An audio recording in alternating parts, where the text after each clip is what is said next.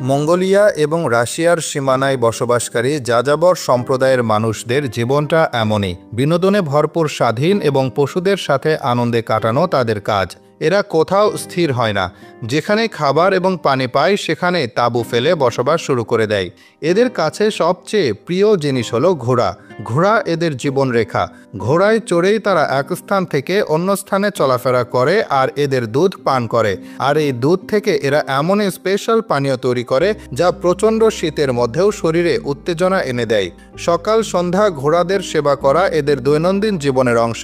যার এখানে যত বেশি ঘোড়া তার সম্মান তত বেশি। আবহাওয়ার কথা বললে এখানে গ্রীষ্মকালে সবকিছু ঠিকঠাক থাকে, তবে শীতকালে অবস্থা খারাপ হয়ে যায়।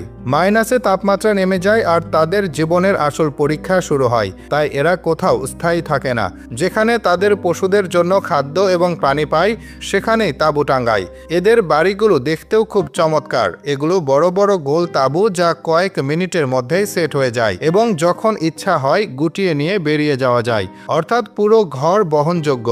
এর ডিজাইন এমন যে ভেতরে ঠান্ডা লাগে না এবং গরমে এটি শীতল থাকে। খাওয়া দাওয়ার কথা বললে এদের খাবার মেনু খুব সাধারণ এবং শক্তিশালী হয়। দুধ, দই, মাংস এবং শিকার করা মাংস এদের প্রধান খাদ্য।